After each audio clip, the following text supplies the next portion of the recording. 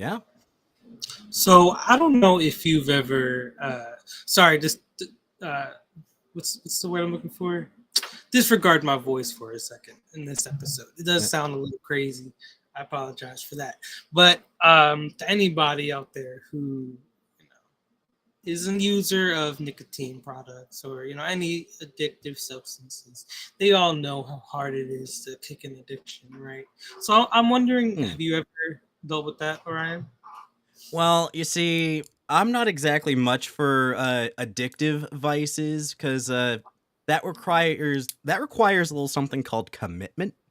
Now, if you're If you anything like mention, me, you might have some commitment issues where, but you're dude, with an addiction, you got to wake up each morning, then you have to go get the thing that you're addicted to. Ain't nobody got time for that. Then you have to have money to go get the thing that you're addicted to. okay. I Ain't, mean, ain't ain't nobody got money for that. Like, that's why people get very efficient. Okay. well, you know what? There's not a better earner of money in America than someone with no money for their vices. That trust So and true. believe they will find a way. And So I'd true. like, I think I've seen some characters in some campaigns that I've been in kind of go through that kind of situation where they have a little bit of an addiction, although most Mhm. of those addictive circumstances are due to me adding magical addictive substances to my Yeah. games. I mean, and that's something that, as a DM, you can kind of have a perspective on, having a Mm. character going through a type of a withdrawal, knowing what those symptoms are like. And me personally, to be kind of dealing with those symptoms, and to anyone else who knows, it's kind of like it's hard to deal with. But like, Mm. use me as your motivator. You can make it through. Know that like you're doing it for a good purpose, and like put yourself first and care about your health. Well, you know what, Sam? I lied. I do have an addiction. Oh yeah. But it's a physical addiction to a medication that I take to control my diabetes. So Uh, the withdrawal symptoms involve a whole lot of nausea and extensive trips to the bathroom beyond the you know something that might qualify me to join the IBS Association well, of America. I don't know if we're talking about like medical, situations here. I don't know, but like if we talk D&D though, if we're going with Yeah, yeah. addictive substances, I've had withdrawal for players be random magical effect of said addictive substance without the hit that comes with it. Oh, So it's like whenever you have a withdrawal symptoms, like say we're going with Auntie Bobble's magic candies, you remember those? hold on. Before we get too heavy into it, we should start the show. Oh, all right.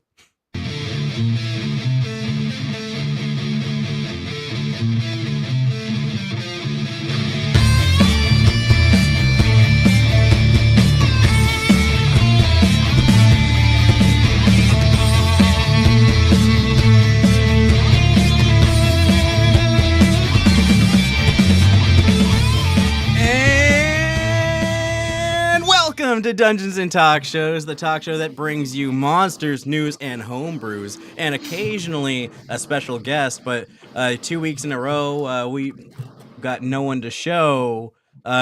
Maybe he comes in later, maybe he doesn't. But I'm looking really forward to if he does, because life's complicated. I'm not about to get too upset about it, but I want to get him in here because man's got stories. Stories to tell, stories for days. Hello. Sam and Orion have arrived. Late for the show, but ready to go. I think we waited 8 minutes? I don't know. You're not streaming for this episode, right? Oh, I am. Oh, you are? Okay, I thought you said you weren't going to stream today. Oh, that's cool.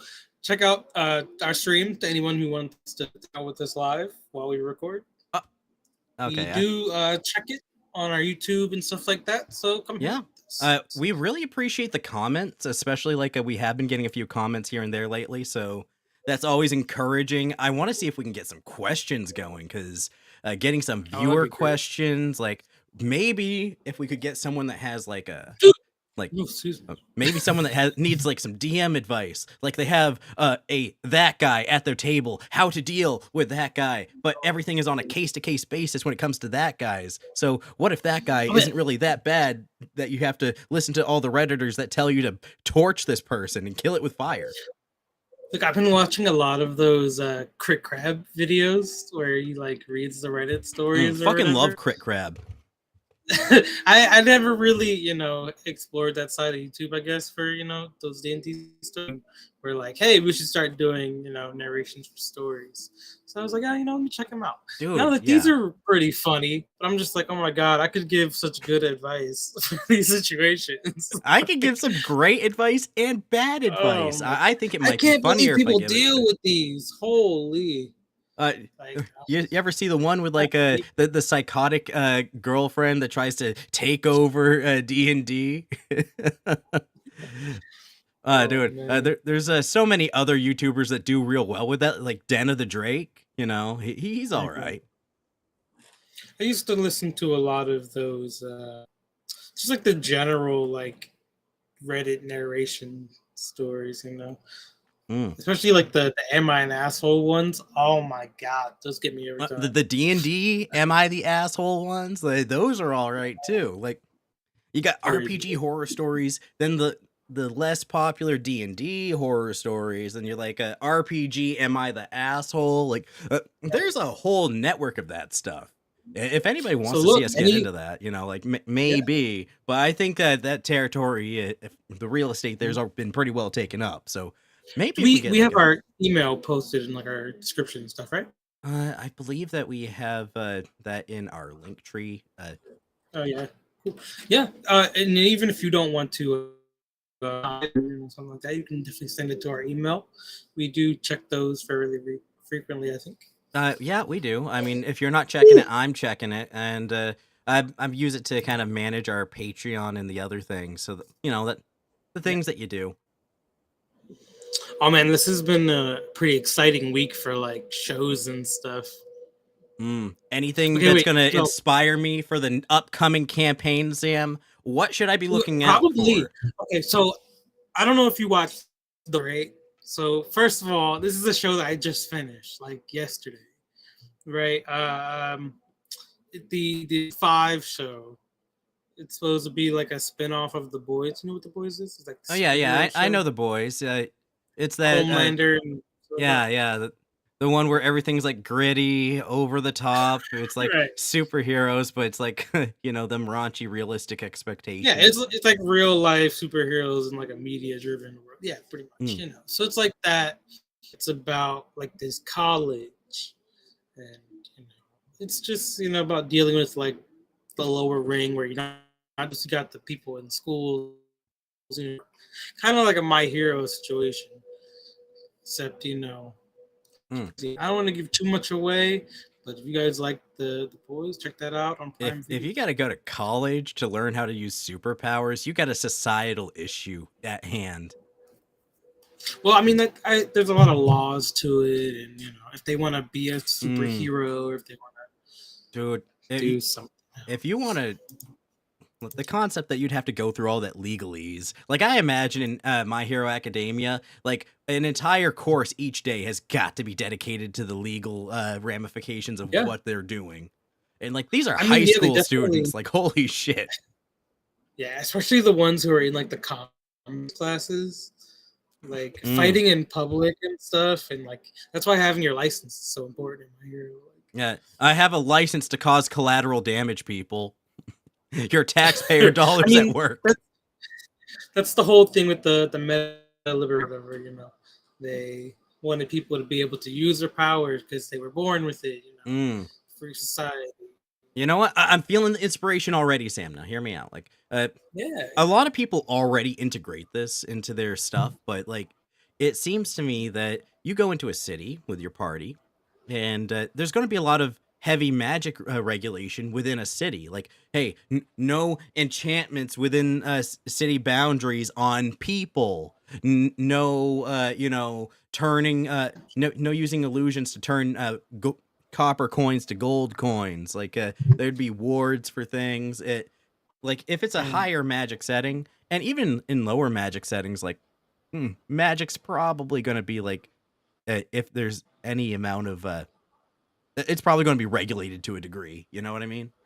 Because like you just can't have people blowing up things in the street like that. That's dangerous. Exactly, right. People die to that shit. You know, especially in like My Hero and the Boys, everybody's powers are like logged, cataloged. They know what you can do. Like, you know, they know, at least to the most part, they know how developed your abilities are. Like imagine like you're a wizard, but you have, in order to learn like 3rd level evocation spells, you need a license.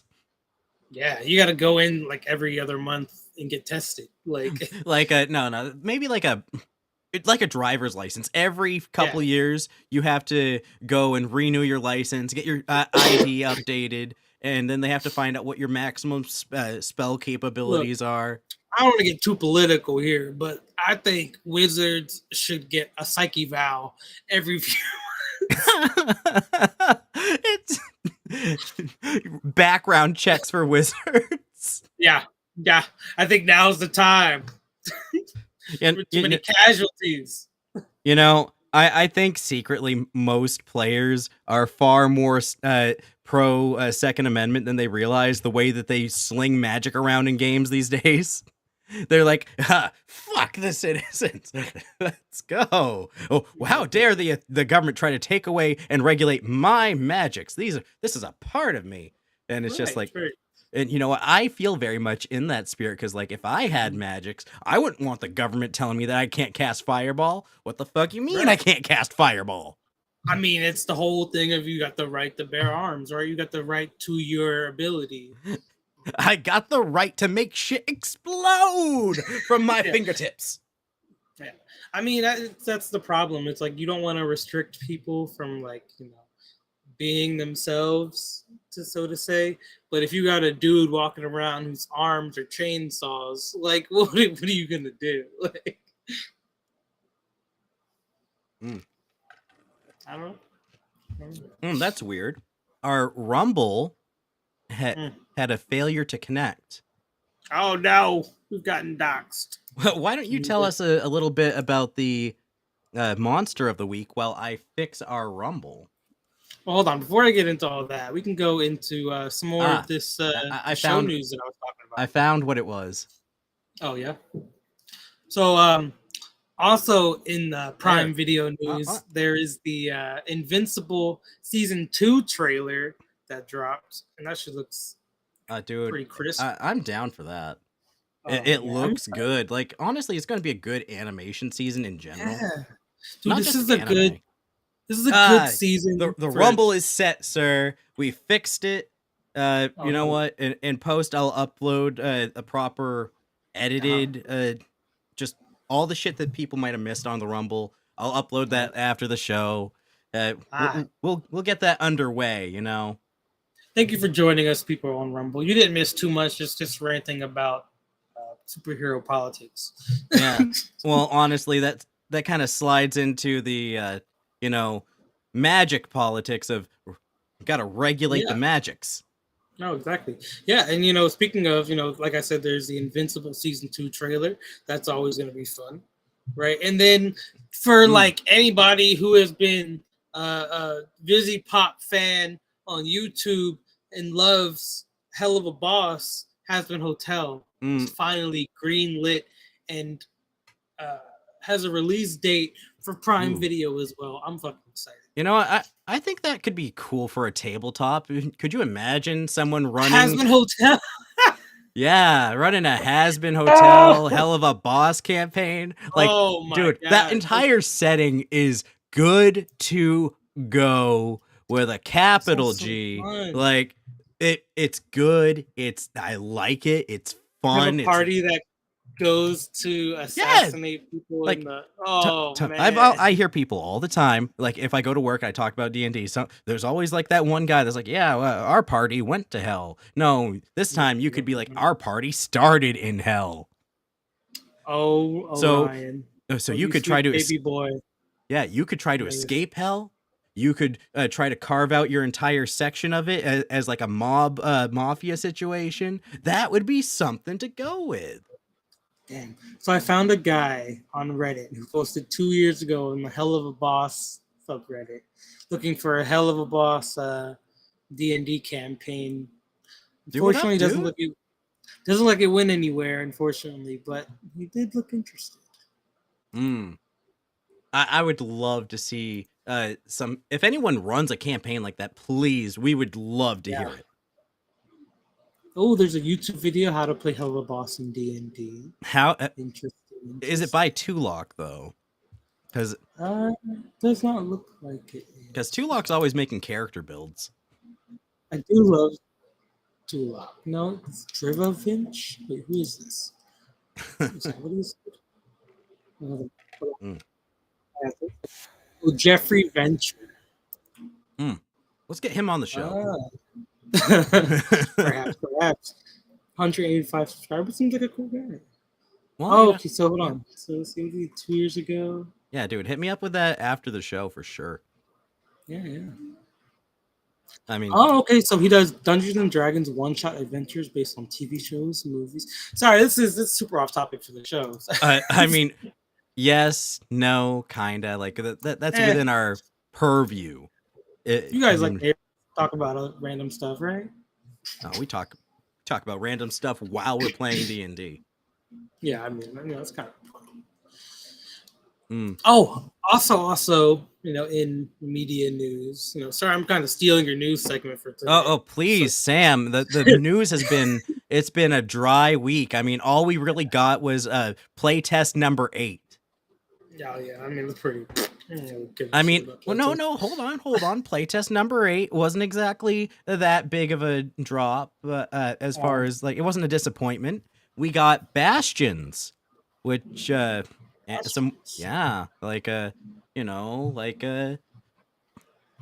a landlord, Wait, what? Something that every other edition of D&D kind of covered pretty readily.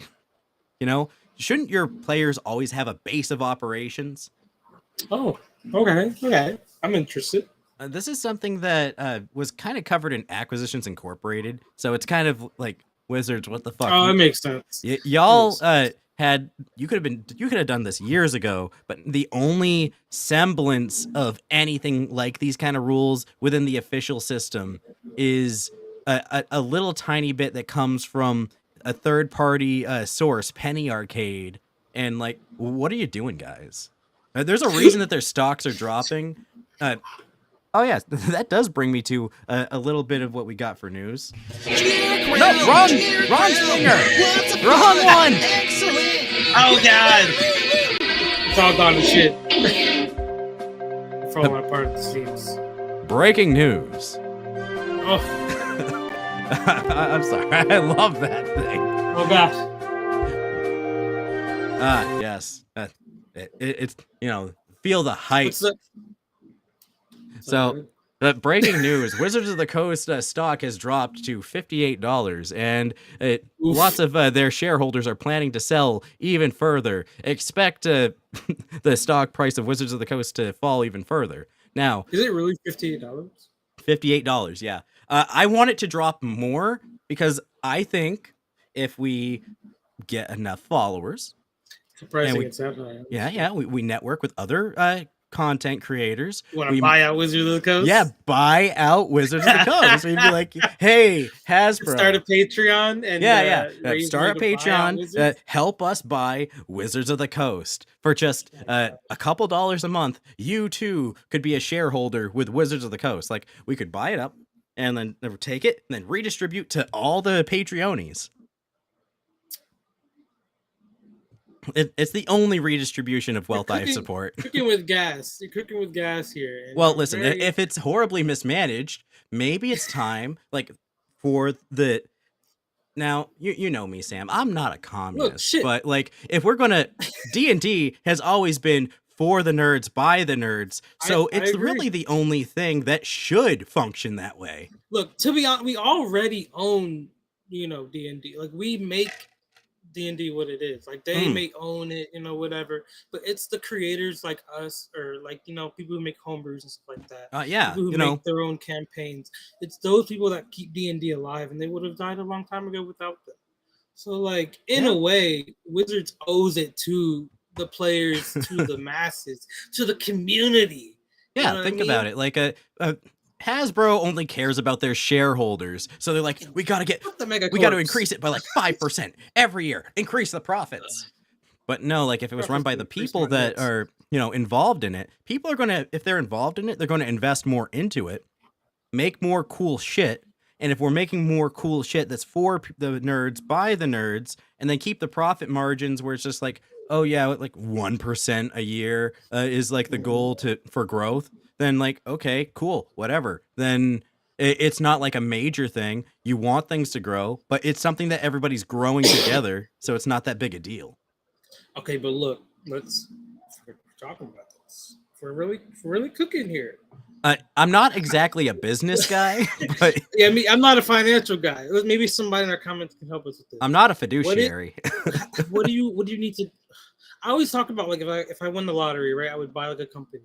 I know you have to buy shares. You have to buy like at least like 51%. Yeah, I believe with Elon, like he like bought out Twitter by buying most of the shares, and once you own a majority of the shares, you kind of like you're like the big you get honcho. that like board sway, yeah. Yeah, and when you have more board sway, so technically we would only have to own like that 51% if we wanted to make those kind of decisions within like Hasbro. And then we could start kicking other board members out and getting more nerds on board. If we could find out how much it would take to do that. That's what I'm saying. You know what? Get the word out on Twitter. Dude, what would be the hashtag? Oh, we need a good hashtag, man, to go viral with. I know, because like this would not just affect. It wouldn't just be D&D. It would also be Magic the Gathering, which has been suffering these past few years. Like they just came out with a fucking Doctor Who set. Like who asked? I mean, I'm sure people have been joking around but like their Magic practices are just like they'll reprint the same thing over and over again, and then they'll like you'll be buying the new cool cards at a loss, and it's just like, what the fuck, dude? And then like I feel like I've been hearing people joke about buying Wizards of the Coast from them. Like, has anyone actually tried? I think what's the realistic possibility of this? It's difficult. I looked at the stats a couple days ago, and it said with the sources I was looking into that Wizards of the Coast accounts for 70% of the profits of Hasbro. So that right there tells us everything we need to know about this past year and a half. Hasbro, like everything else is dying in Hasbro, and they're panicking. They're trying to keep what little bit of growth that they have going, and it's only through Wizards of the Coast that they have any growth. And Wizards of the Coast have always been, a little struggling-ish. So it's just like, what do you do? What do you do? And I think, like, if we could buy them out, there's two options. Buy with WotC from Hasbro, or through a hostile takeover of of nerdy proportions. We would get disappeared. Or we take Hasbro as the whole, and then all of a sudden, the people of these community, the D&D nerds would also own Monopoly. We'd have a monopoly on Monopoly. Oh man! And then we just make. I feel like the cool thing to do would be make everything as open source as possible, because the typical orc thing, So So as of October 14th, 2023, the stock price of Hasbro is 66.08 per share.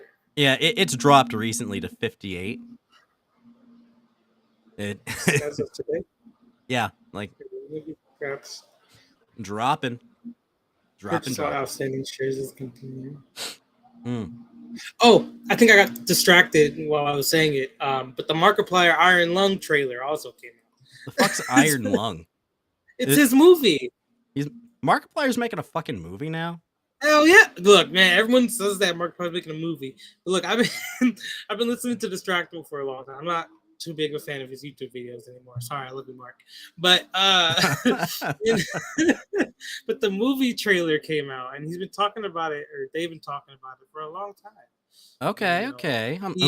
he what was it? When he talked about going to the hospital for like drowning in blood or something. He did that for his movie. And like now that we saw the trailer, it explains it, because it's just a guy like standing up out of a pool of blood. Like okay. that's literally it. I mean, I don't know, what does that tell me? But like you know. I don't know. Damn. Yeah. And you ready to check that out? If you It sounds interesting, I guess. Like, I wonder if it's a horror movie. I think it is, right? Like the whole Iron Lung thing. You celebrate Spooktober, celebrate that October, Orktober. Oh, right. Iron Lung is a game. Oh, is it? Yeah. Oh, well. And it is a horror movie. Oh, nice. Or he's making it as a... This is the perfect time for doing horror games. Yeah, Iron Lung is a 2022 first-person submarine simulation horror game, developed and published by David Szymanski. Oh, okay. Szymanski. I'm totally using that for an NPC now. Szymanski. Oh no, I remember this. Yeah, it's the one where you're like walking through that submarine. There's like monsters that pop out. That's interesting. Interesting. Is right. I'm looking at some of the stuff that is covered in the Bastion rules here that they put in the recent playtest. So they got like a point system, and you can accumulate these points and use them to upgrade your Bastion. They're called Bastion points. BP, very original. Let's see. Facility space, like maximum area, like 4 squares, cramped, roomy 16, vast at 36. Bastion maps, you can have closets, doors, corridors, ramps. People have been asking this since they released the first player handbook. Like, why did they wait so long? I mean, like Sims is ungodly popular, and they waited this long to give people a way to build a house.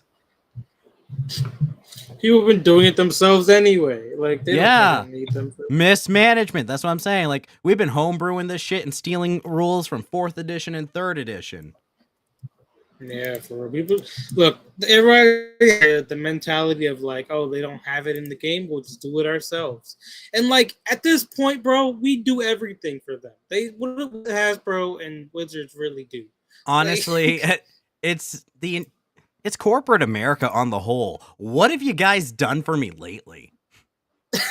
Hollywood. What are you guys even doing nowadays? Like, sure, we get a couple shows that are worth watching, but half the shows that are worth watching are done like out of the US, Yeah.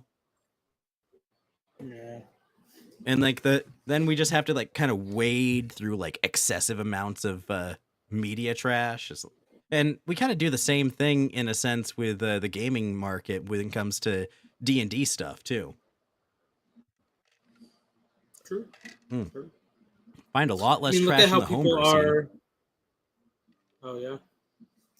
I feel like definitely these days people are very quick to reject things. Like I've just hate towards like Starfield. I don't want to bring all that drama here, of course not. All right, but look, I love Bethesda. I'm a Bethesda boy at heart. I love Fallout. I love Skyrim. And like, I'm not even gonna get to play Starfield because I don't have the PC or an Xbox or something, But like, the game looks fine. A lot of people hate it for some reason. I feel like it's just because I've looked at it and it's just like, yeah, man, that's not for me. Like, if at this point, if you've played one Bethesda game in the past 10 years, you've played them all. Yeah, I mean, pretty much. Yeah, Skyrim and Fallout are like. They're the same kind of just flavored differently for different, Yeah, and that's all Starfield is. Starfield is the it's like Starfinder for Pathfinder. You know what I mean? Yeah. And it's funny because it's like exactly what people wanted, but they're still mad about it. And it's like people just like bitch about stuff. You Like, I'm can't sorry, please but like anyone in this market, dude. You can't gaming please fans, anybody. it's gotta be awful being like a gaming company because it's like you spend years literally making this game that you put your heart into, and you're like, oh, the fans have been asking for this for literally 15 years. Fish it out, and they're like, play it for 2 hours. Worst game I've ever seen in my life. I'm like, well, they did that kind of shit with Kingdom Hearts 3, dude. Yeah, it's ridiculous. People. To be fair, with Kingdom Hearts 3, they took out like half the fun magic that have been that's been a staple of the entire franchise. Yeah. They're like, oh, hey, you like magnet and gravity? Nope, that shit's gone. I mean, we've been working on this for years. Some games, some companies definitely ended up missing the ball. But in the span of like, dude, Wizards did the same thing. But to be fair, going from like 3rd edition to 4th to 5th, there's going to be a lot of spells that get left to the wayside. Like, dude, I got 2 books on my shelf from 3rd edition. The Libris Mortis and the I think it's Arcane something and Arcanum. Whatever.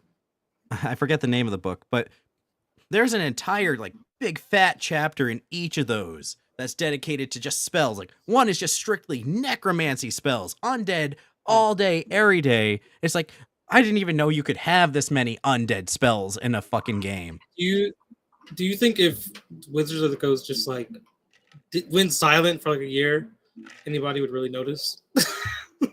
We'd notice for the sheer fact that nothing would have been fucked up. How long do you think it would take people to be like, hey, wait a minute? Oh, wait a minute. Gaming's been pretty good though lately. Yeah, we haven't had any problems. No new place. I don't know. It's one of those things where if you don't have problems, people start making problems. People love conflict as much as they say they hate it. Yeah, like things have been pretty quiet lately, so that's why we got the wheelchair debate last week. Oh God, I forgot about that. Yeah, and I've seen some things. Like I was actually watching a little bit of Vox Machina yesterday. Yeah, yes. The second season. And the second season, motherfucker pulls out the combat wheelchair. And I'm just like, this is very relevant given this past week. And like, I didn't knock the combat wheelchair, but in all honesty, I was expecting someone else to knock him over. Right. But so, I mean, it's one of those things where I also saw another post, like, the wheelchair stuff keeps going. Someone on Twitter was upset that there are DMs out there that aren't accommodating the disabled players. And I'm just like, dude, since when do orcs and kobolds build handicap accessible layers? Kobolds are not known for making their place accessible to normal people. So wait. They're mad because people aren't being accommodating to disabled players? Disabled player characters. Oh, I mean, it's like, what do you mean this stronghold doesn't have wheelchair accessible rails? Okay, like, look, you also have to think about, like, this is like a medieval, usually setting. What do you think like the people in this setting did? They would pick your ass up and carry you inside. They're not building a ramp for you. Dude, as a society, humanity has only recently stopped throwing the disabled and the crippled into an asylum where they get beaten and raped. Like, oh no, this is true.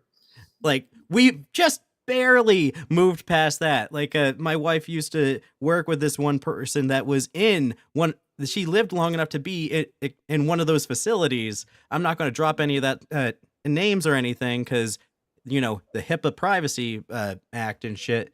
But like, just know that that's exactly the kind of situations that people are still alive have experienced. So the concept that maybe there's not a wheelchair ramp in the castle, maybe the kobolds made this tunnel of death and spikes not accessible to the handicap or the people that are attached to their kneecaps.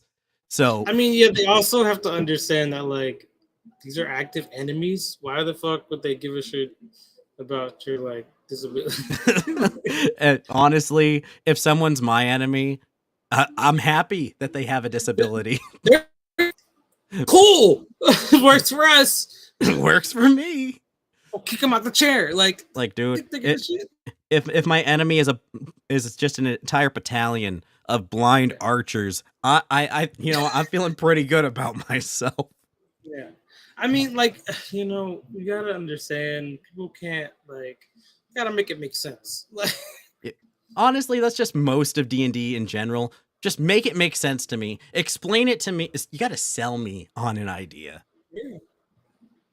Look, you want to have me go into like, I don't know, what's an example? Like, I mean, I don't know. Like, you could. There's no reason you couldn't have like, I don't know, a wizard or a fighter or something. In like a wheelchair. There's no reason you couldn't if you played it right. Yeah, But I would love to see something like that because you'd get fun shit like the barbarian just launching the fighter like a goddamn Beyblade straight out of hell with a flame tongue sword on one side and like some other magic weapon on the other. Just shove them in the blender. Like, that is some fun shit. But don't expect the world around your characters to be accommodating. Because look, honestly, if you're not gonna get that shit from this life, you definitely shouldn't expect it from like a game. Because like this game, respectfully, was not made. But like in the same respect, it was made for you. You know what I mean? But like if that's something you want in your games, it's as simple as asking your DM to be like, "Hey." Yeah, that's more of a session 0 question than anything else. It's also like if it doesn't fit the setting, then it doesn't fit the setting. You just kind of got to deal.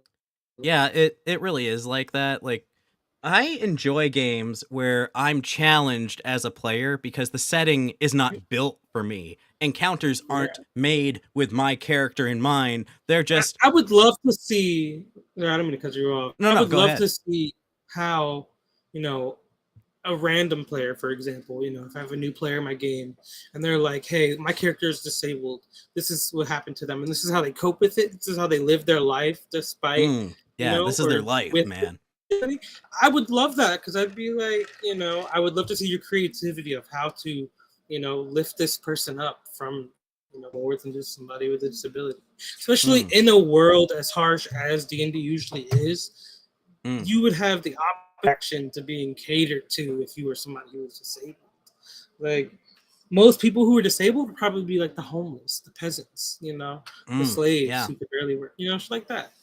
That's typically how things go. Straight up by majority of tribes, like, dude, in real world, like a lot of homeless people are disabled in one way or another, and it sucks, dude. And that gives you the great opportunity to be like, you know what? Despite this, flaw that's in a flaw, just flaw in my character, I can use it as a strength and build them up as something more than this disability. Yeah, and that's a fun thing to do as a character. Like, have, overcoming something, like, you got the obstacles of the game, but then imposing further obstacles on yourself. Yeah, like, because you already expect, you're going to fight, have a lot of trauma situations. Like, you give your character, effectively a handicap, make them blind, deaf or something. Being lawful can be a handicap in a lot of settings. Yeah, honestly. Because, like, a lot of people have to learn to compromise on their morals, and a lot of lawful characters won't compromise on their morals. So it's like, okay, well, that turns into a big handicap that they have to overcome, and they have to find workarounds. They have to work harder for every victory. You can't just immediately go to Torture Town if you're a lawful good paladin that's just like, listen, torture is unacceptable. So true. What a good discussion. You guys learned something. I love these kind of discussions. But before we go further into any of that kind of stuff, Sam, what is the monster, the subject of the week in this wonderfully spooky month of October? Ah, yes. With the spooky month comes spooky entities, right? Thought, why not go into a realm deep dive for this week's episode? Oh, the realms And again. what's better than the far realms themselves? The planes of the eldritch monstrosities and I abominations never find enough too information on those. that are too, massive and complicated for the human mind to comprehend. So blah blah blah blah blah blah I blah. can't even fathom it. It's Can't fathom unfathomable. it. Don't even try. I couldn't. My little mortal mind is, just can't get in it. You Right, know. my mortal beta mind is unable to process all this, Mm. eldritch and.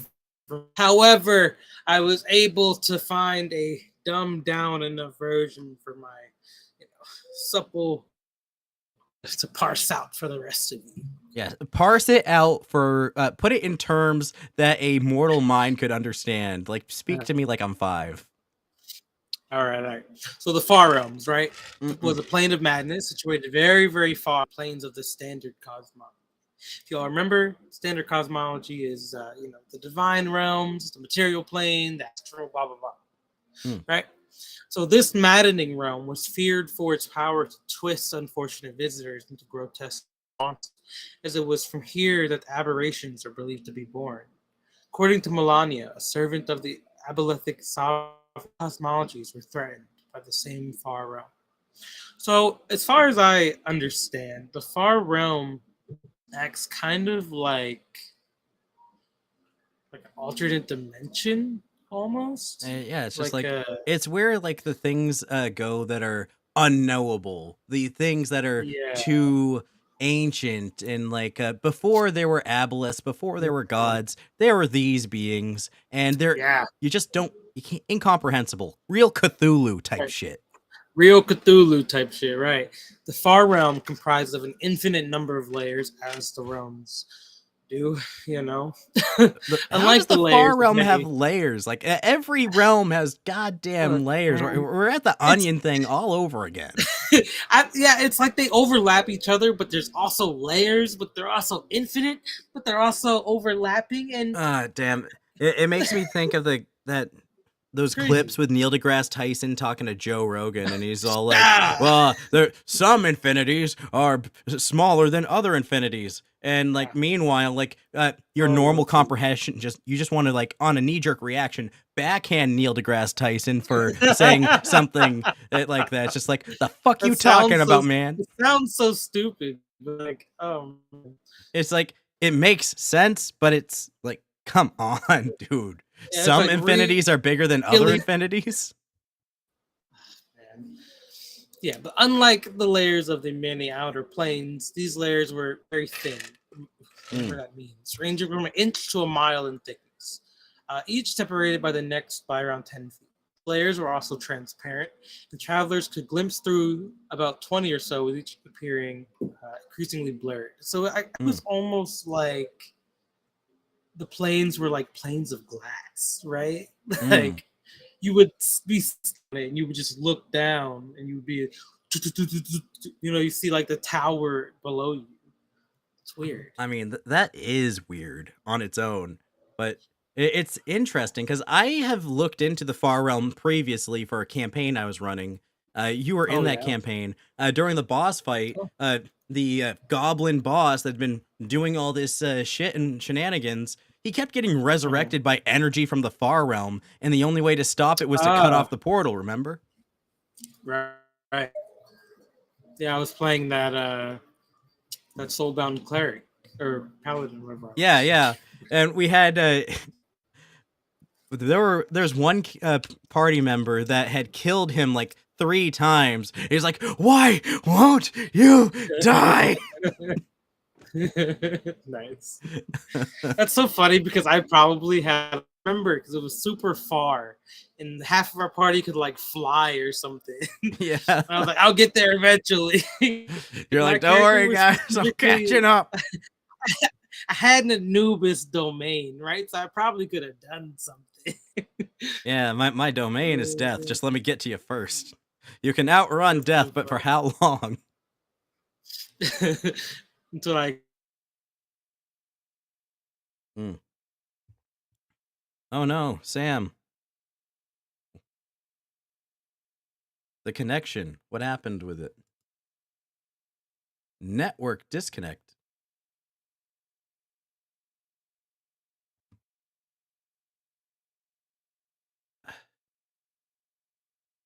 Ah, for fuck's sake.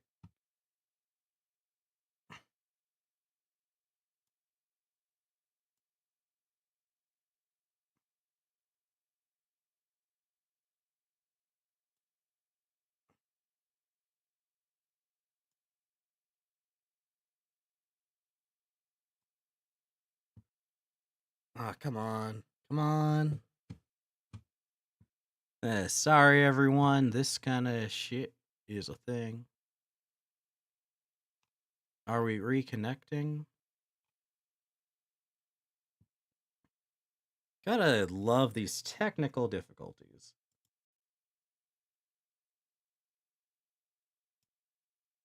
Putting our best foot forward.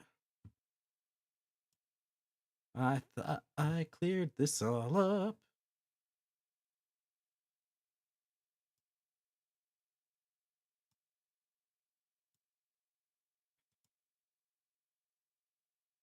Come on.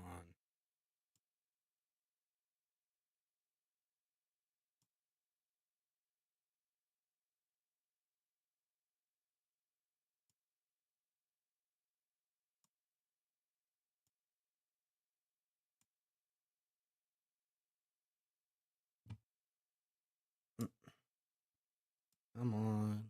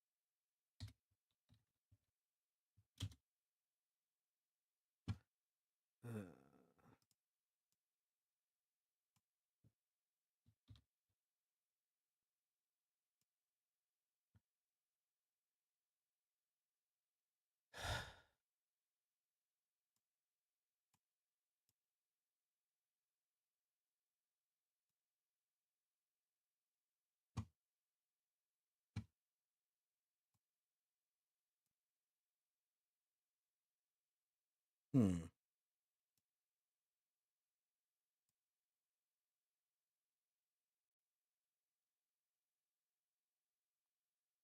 Come on. Join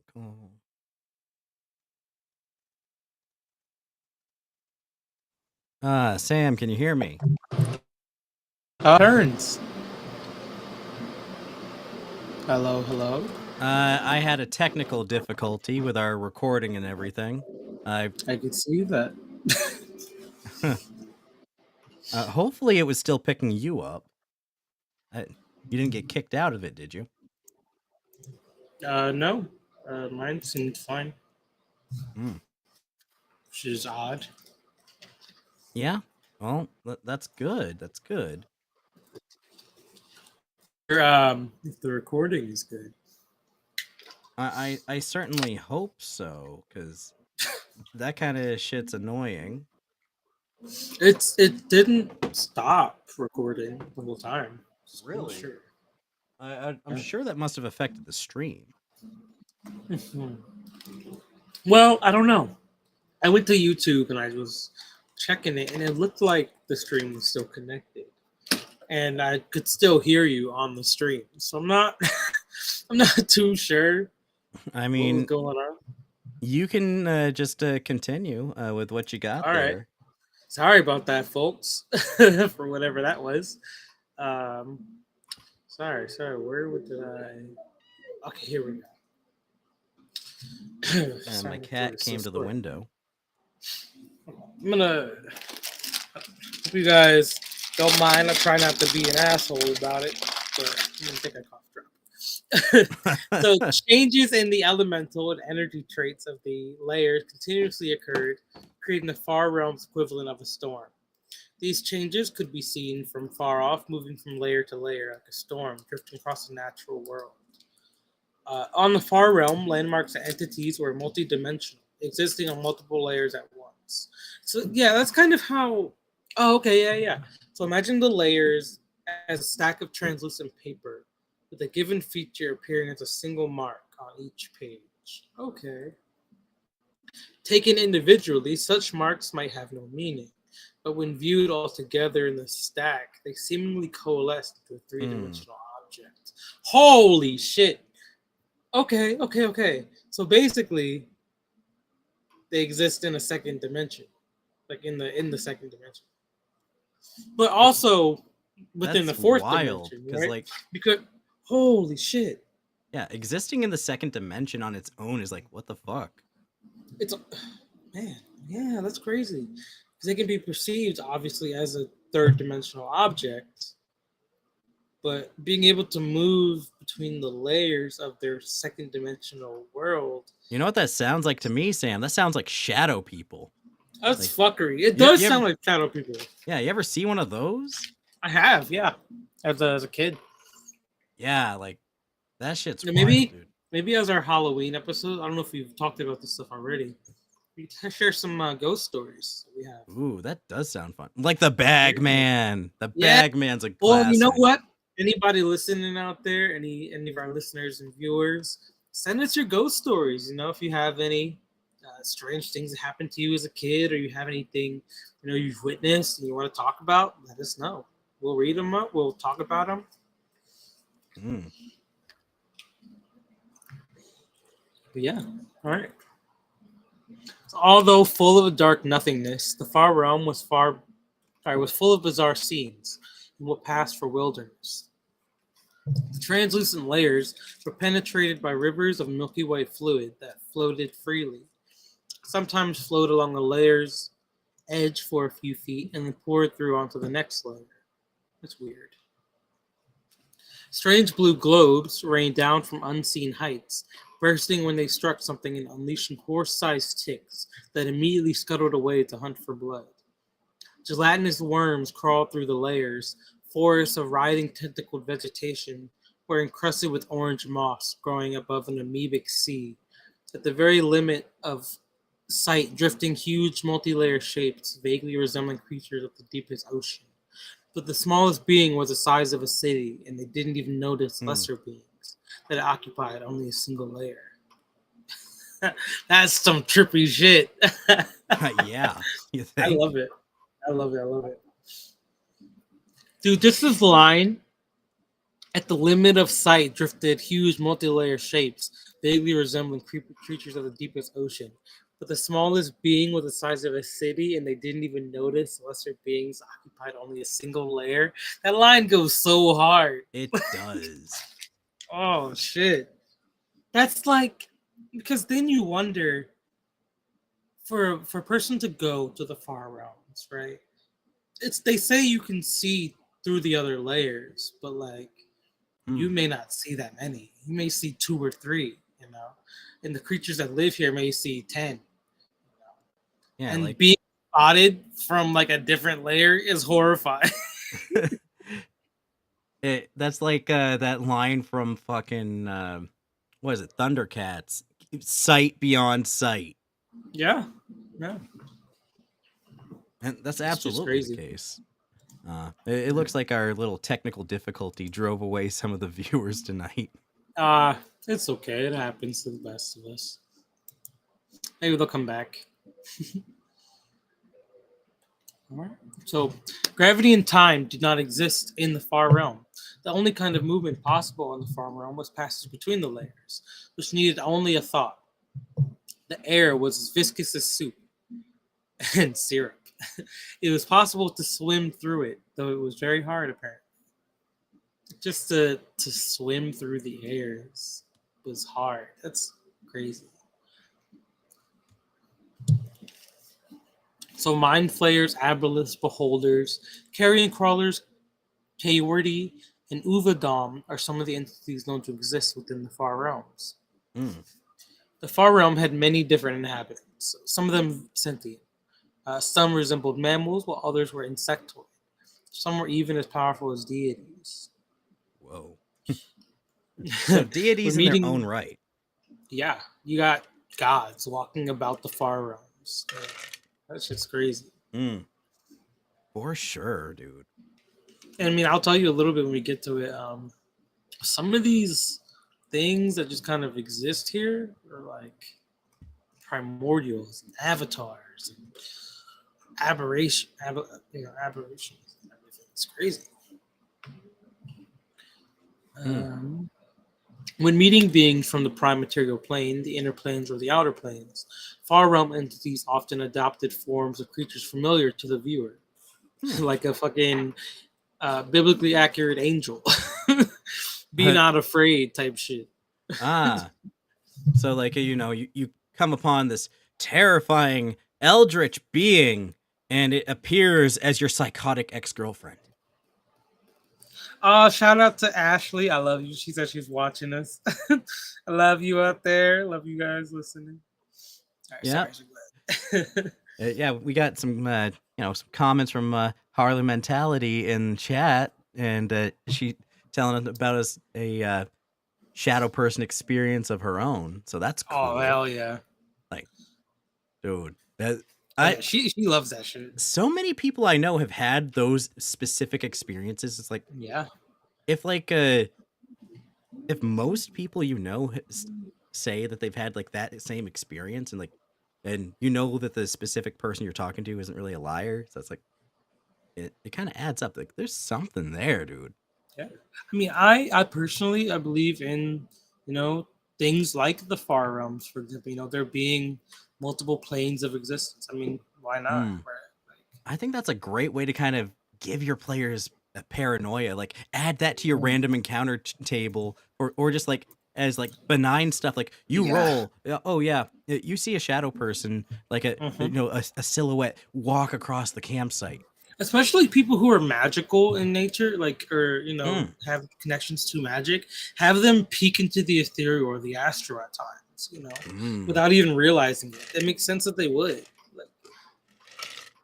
Yeah, like sensing a presence. Yeah. That's something I've always really enjoyed. Like, in a lot of fantasies, like someone's like, I sense something, a magical presence nearby. Like, yeah, it's not even like a detect magic. It's just like an innate sense that every magical inclined character might have. So, like, maybe if you were to rule this, give them a magical passive perception that will determine whether or not they sense something like that, Well, yeah, no, definitely. I would kind of almost count it in their regular passive perception, because it's like as they spend their lives, especially being around magical items and entities, and stuff like that, and they know what it feels like to be around these creatures. It makes sense that they'd be able to pick it out from like a regular crowd of people. I would say the passive perception for that, like, I would apply like mix it with like their arcana or something. Yeah, mix it with their arcana. So it's like whatever your spellcasting ability is, your plus the proficiency, what the calculations that you'd normally have for your passive perception, but instead of perception, you just whatever that spellcasting ability mod is. Yeah. And then that gives you your your passive magic sense for magical people. Like, you can sense if somebody is inclined, or like if they have power. Yeah, or like if an item is like of a high magical rarity. Yeah, like there'd have to be a threshold for it. Like you can use detect magic higher to tell than like a rare. You could probably feel it a little bit. It's not like detect magic, where detect magic lets you know that something's magical and tell you what the school is. Well, this would just be like a benign, a passive magical sense. All right. So it's like, okay, well, if you are within threshold, there are objects that will kind of trigger that, and you'll be like, okay, I sense a disturbance in the weave. Yeah, exactly. And it almost kind of like, and as you attune yourself to the weave, the weave is everything, right? So it's like you're essentially becoming like a Naruto nature sage, right? Like you're harnessing that nature energy Mm. until you're tuning to the world. You know, why wouldn't you be able to feel the difference in the ambience of magic? Like, and that's I why like like I that. always try to point that out, like especially like in my games, you know, especially when you guys use detect magic and stuff, like you see and you feel it in the air, Mm. like the currents of magic shifting around your body, like you affect the world being a being of magic, like you feel it around you, feel it in the air, you feel it in the dirt beneath Yeah. your feet, like Like magic is everywhere. Magic is maybe like a how like in Dragon Ball Z, like you can suss out how powerful everywhere. an Suss enemy out, is. yeah. Yeah, be like, All right. oh, this person's very powerful. But the marshals Mhm. in the group are like, the fuck you mean this person's very powerful? And he's just like, no, they have a very Yeah, strong aura. yeah. It's almost like a an empathic, innate ability. Like, Yeah, like you could like maybe being able to sense if someone can cast higher than you. Maybe not yeah. exactly I mean, how much I could higher. even see this being a feat. You know. Ooh, that'd be good. Yeah. Maybe like something that's not just like a simple feat, but like an earnable feat. Mm, yeah.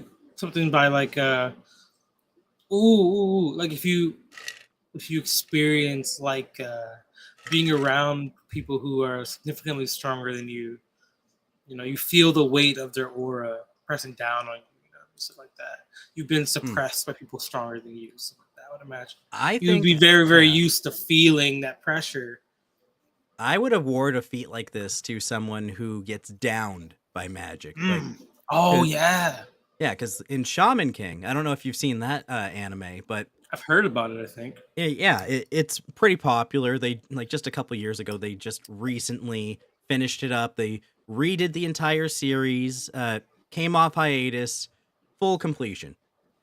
Nice. And in Shaman King, what they do is if a person comes extremely close to death and or dies and comes back, their mana, their magic ability, it comes back stronger with them. They have a higher capacity.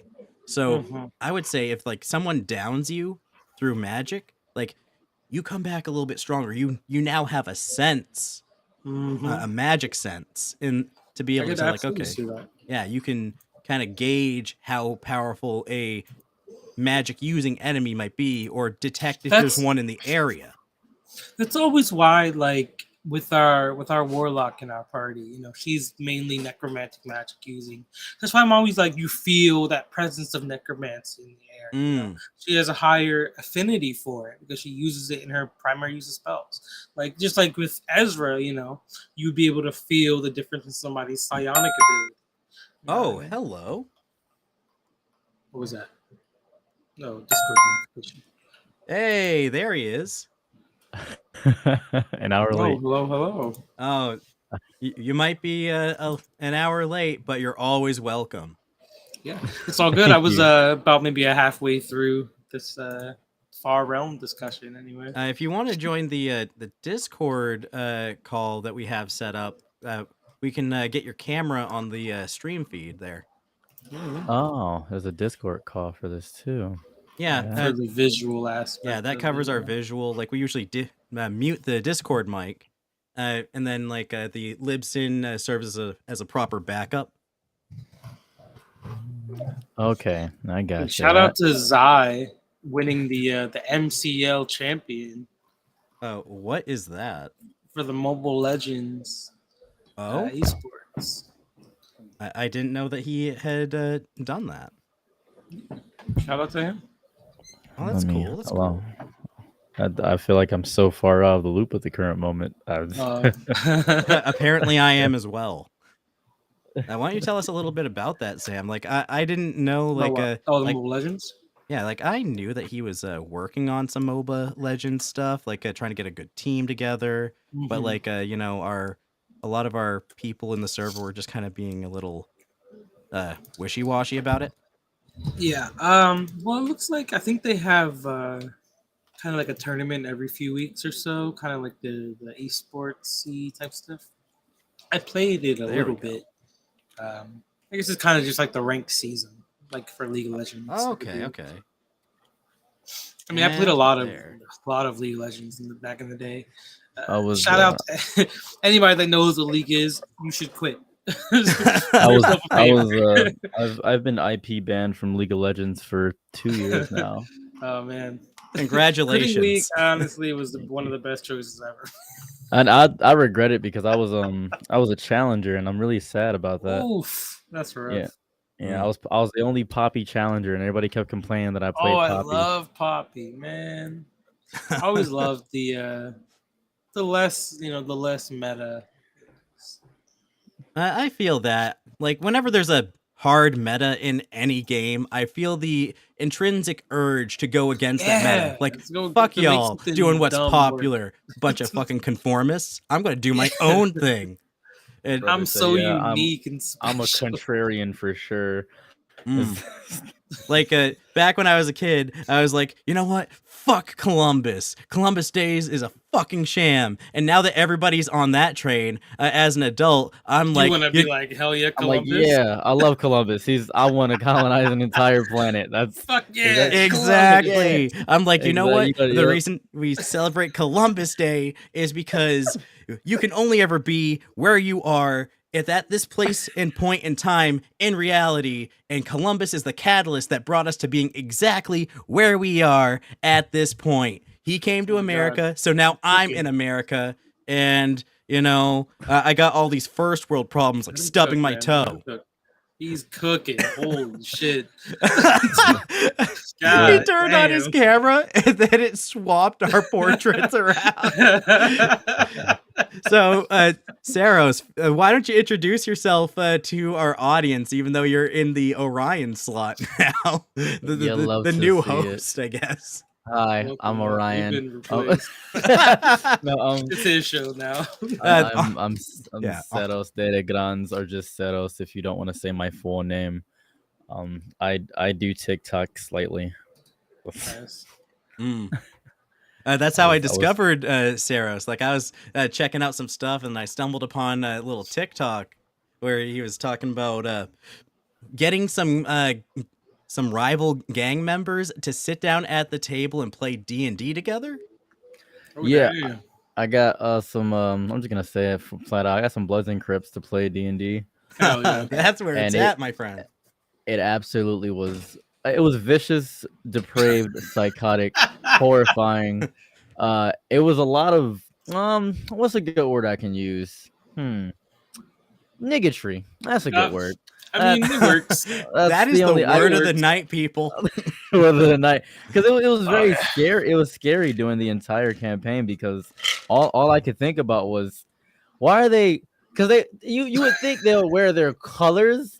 They didn't wear their colors.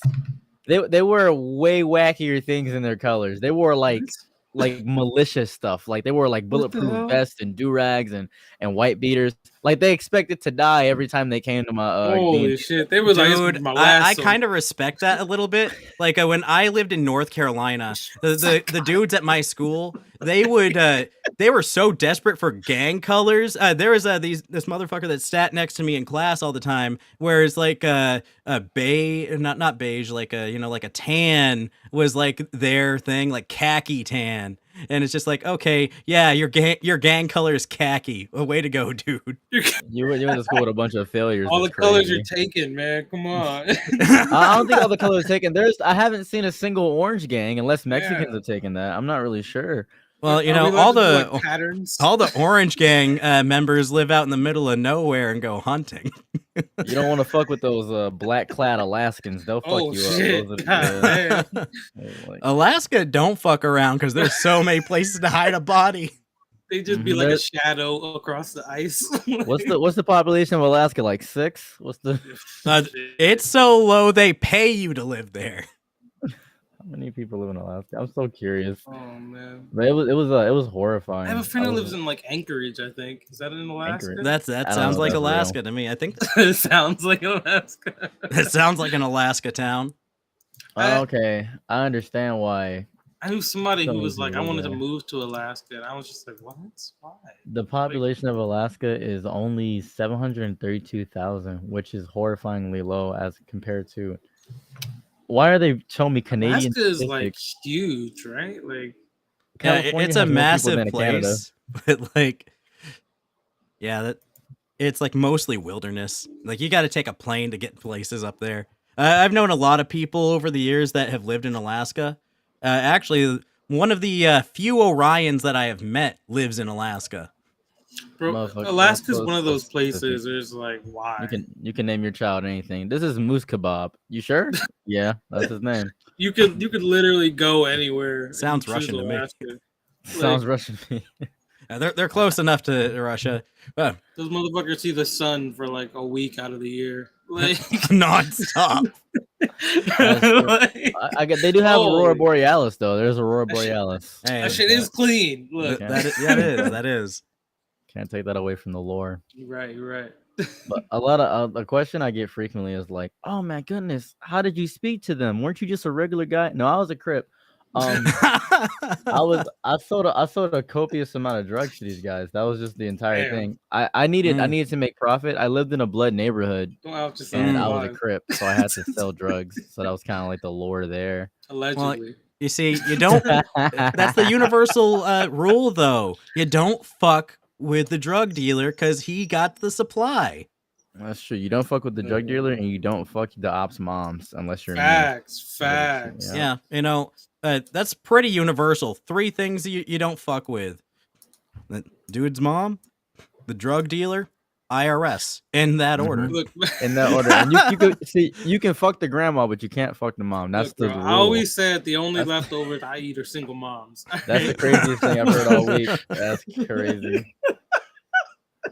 I just did a hierarchy of It was single moms at the bottom. Oh Then my above God. that, it's mental illness chicks, and then above that, it's parental issue chicks, Damn. and then autistic chicks are above that, and then BPD at the very top. Top of the pyramid. Because any girl that's on the spectrum got grip. I know that for a fact. I mean, that's just a factual statement. You know what? All I gotta say to that is simply, it really just depends on what their autistic focus is. Because like, I think if they like dinosaurs, it's nuts. if it's you about to get some pachycephala coochie. Look, It's bro, just nuts. we all know the rocks and the crystals. That's actually a lower bracket. That actually That's just classic. coasts back down to daddy issues. If you collect stones, Yeah. that means you need a hard figure in your life. That actually loops back Right. down just to daddy issues. I got this whole math. Dang. I should figure it out. oh damn! Like I used to have like a whole bunch of rocks as a kid. I can talk to those girls. I'll be like, hey, yo, is that a tiger's eye? Oh, look at that very nice piece of quartz you got there. And she's like, oh, you know what quartz is? Yeah. Orion has such good pussy. It's crazy. That's for pussy voice. What this moon mean, baby? Orion bro just pulls up like I have obsidian. They look at him and be like, "Wow, his pussy must be amazing. This is crazy." Orion doesn't play League of Legends. Listen, I'm married, but my best piece of dating advice is when you go up to a girl, you just find out what her her sign is, and be like, "Oh, holy shit, I am insert sign here." And they're like, that's such a Gemini thing to say. That's so chaotic. The way you just said manipulate women to get them is crazy. That's crazy. You just said, hey, I'm a narcissist. Let me explain how I got my wife. It's nuts because I think me and Orion are the two married. And then Starboy, you're not married, are you, Starboy? No. I'm married. So you're out. You're out. I'm not married, but you're the minority here, just like in real life. Look at that. Coward. I just like to give bad advice to people because like it's very humoring to me. Hey Orion, how's it feel to be outnumbered for once? well, technically, while Orion is outnumbered in the race department, in the marriage department, you're outnumbered, Starboy, because me and Orion are both married men, and we're both circumcised. So, like, if you're, how do you know? Write in the comments now if you're circumcised. Like I'm not Jewish, but do I look Jewish? Here at Dungeons and Am I Talk Jew Shows, we presenting? facilitate circumcision. I heard a horrifyingly bad Jewish joke from my friend like 3 weeks ago. He was like, I was at my Jewish gun dealer last week. I was like, yeah. He said, how much this hollow cost? I'm like, what? Like, I was like, what? It's like just a horrible Jewish joke. I was like, why'd you say that? He was just like, don't worry, I'm Jewish. Really? I'm a little bit Jew. I was like, what does that mean? Jewish, like a little. I was like, okay, all right. Okay. Damn. We went from D&D to Jew jokes, and I'm not disappointed. We've really come full circle in the 10 minutes that you've joined this.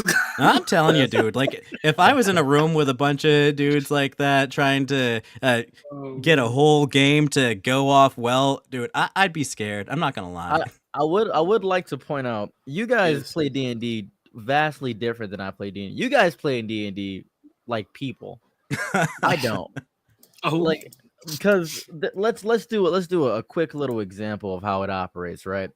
So I could not get these motherfuckers to play regular D&D. That was not happening. Of course not. If you know niggas, it's not happening. No. So yeah, what I had to do was I had to kind of guide them and then unguide them. So for instance, let's say you start off in the middle of a Denny's parking lot and there's nobody out. It's 2 a.m. in the morning. The wind is very subtle. You look in front of you, you see a bunny that's glowing. And it has a broccoli tail. Do you A, approach the bunny, B, walk the other direction, C, do whatever you want? The black guys that I was with would be like, oh, I want to eat the bunny. I was like, okay, you gotta roll an 11 if you want to eat the bunny. Bet. They roll a 13. I say you desecrate the bunny. You rip its fingers out. You devour it. But in doing so, you gain the abilities of the bunny. You now are extremely horny. And they're just like, I love being horny. And that's how, and I would have them write down character is madly horny. And I would have that was like the entire campaign. It wasn't like during like attack phases, you'd be like, oh, you gotta roll a die 6, a D6, and then you could no, fuck that. We had one die, and if you wrote this D20, and if you got the number that I said that I randomly chose, the action will be good or bad.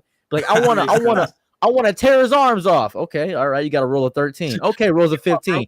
Yeah, I just described something vicious and like, yeah, and then they're just excited.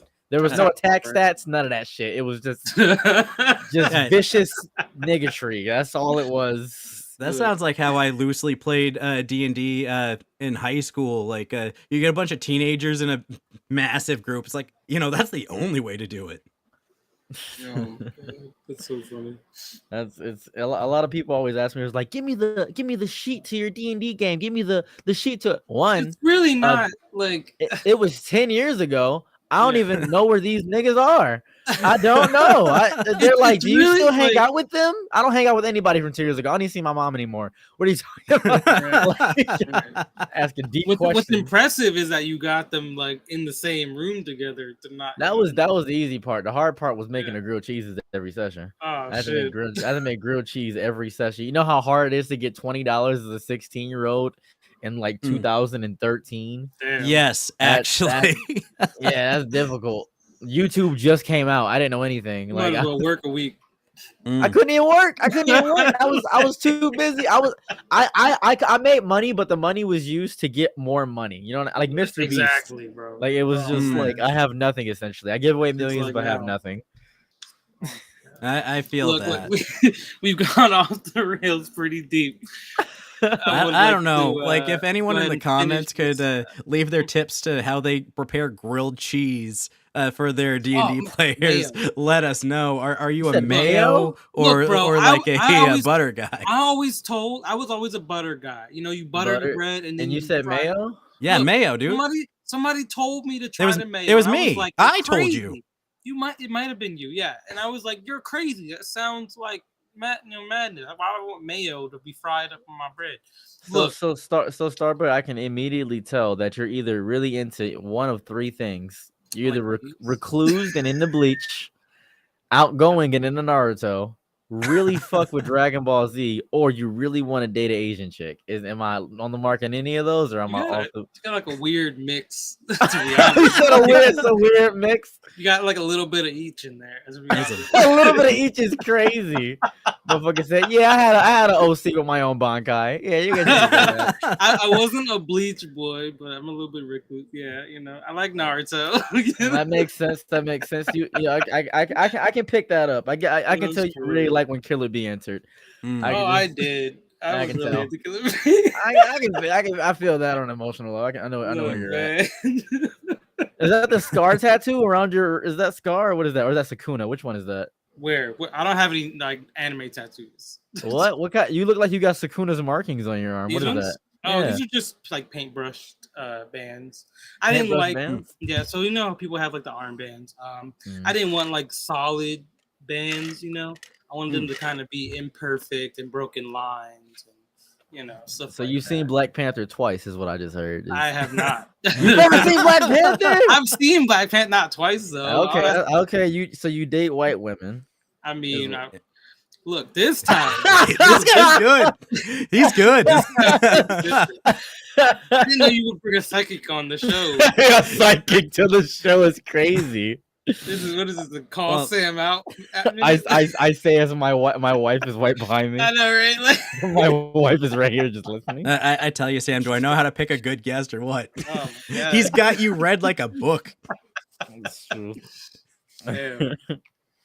I'm just shooting and spitballing. I can tell that. Do you watch Boruto out of necessity or just like out of spite? Not at all. You're stronger than the average bear, so you so you don't like fat white women, is what I'm guessing. After the war, bro. I was like, after Naruto ended, I was like, it's done. Like Boruto does not exist. So just by that alone, I can tell you have commitment to your soul. So that means you like alt white women, like colored hair. You're probably going for those brands. He's like, damn it, he's good. He knows everything about my white taste. Look, he's good. Hold on. I believe your main excuse is I can't find a black girl that's in the anime, and then when you go to a convention, you find one, and you're just like, I already got the white girl. So look, I wouldn't be opposed if they didn't try to he's about to make an excuse. Go ahead. He doesn't why, miss. but the video that came to mind that reminded me of this situation was like the lady with the oysters. I don't know if you've seen that, but that shit killed me. Lady with the oysters. What are you on about, man? Blood, what are you talking about? Man with the oysters. There's a video on Facebook that I saw the other day, and it was like this lady on a date, and like she was like, I ordered 48 oysters. Some potatoes and some drinks, and then looked at this man and was like, "What you gonna eat?" And I was like, "Yo, that's crazy." So Orion, I know you're married. Yes. Well, if you could do it all again, what is your race preference? Oh, we can't go into that. No. I don't mean in real life. I mean, you can choose any race ever. Period. I don't even care what it is. It could be a harpy. It doesn't matter. You know what? I'm kind of leaning tiefling. Tiefling? Yeah. This motherfucker said tiefling? I'm sorry. Look, he's cooking. Hold on, wait. Explain he said, I need me a bitch that speak undercommon for real. Hold on. Give me a demon straight up. Like, if my bitch don't speak abyssal, she can get off my dick. She don't got fire resistance. She don't. Hey, this girl. If I ain't got to use potion of resist fire on that coochie, I don't want that elemental for real. Well, like I have some reasons, some good, some bad. I want to hear the bad reasons first. Okay, so typically in most fantasy settings, tieflings are kind of like mistreated. They're ostracized a little bit. Motherfucker said I love minorities. All right, go ahead. Give me a broken one. Yeah, well, it's just like, okay, for one, the competition to get with your tiefling girl is a whole lot lower. The dating pool is out. You're like, move aside, guys. Why are you It's lowering on your me. self-esteem immediately? Why are you putting? You're just like, I know I'm not Give me a getting broken bitch. no orcs. I'm not gonna be able to fuck a single elf. Just give me a tiefling. People hate tieflings. First off, elves are bitchy as fuck. They 200 years old and that's still a lolly in their community. Dude, I know one thing, and is if a girl has age on you, is just like that's more experience to kind of manipulate you, and it's like, okay, I'm not gonna put myself in a situation where I am that disadvantaged. Like that's 200 years of knowing how to get someone else to do what you want to do. Fuck that shit. Nah. He knows too much. They be gaslighting me all fucking day. A dwarf, okay, well, I'm not really into bearded women. I mean, cool. Why do all dwarf women have to be bearded? Is that the logic? Dwarf women have beards. I know. Okay. In some fantasy settings, yes, but like you don't. That doesn't have to be the lore. Like that doesn't have to be the lore. And plus, if you think about it, statistically, homosexual men give better head than regular like women. Yeah, but this is still a woman. Wait a minute. What statistics are these? I did a case study. A case study. just based off pure statistics. I'll trust your case study. I surveyed 100 men. I taste tested 100 men. Look, Steve Harvey asked me, and I went and found the answer. Look. So, if we go through some of these fantasy races, like, okay, you got to toss the gnomes and the halflings out, because, like, first off, if people see you with a gnome or a halfling, they're gonna assume the worst. Like that. That's about the size of a child. Okay, if you're in a fantasy setting, I don't even think they care. They're probably just like us, probably an immortal vampire or something. Like if you're in that fantasy setting, these reviewers, all right. Look. Yeah. You know what? I like the concept of like they're easy to pick up. So like, there's some workable stuff there, but like, I don't want to dedicate my entire relationship to having to reach for the top shelf all the time. Okay, I got you. I could tell Starboy would, if he had a fantasy race, it'd be Holly Berry but white. But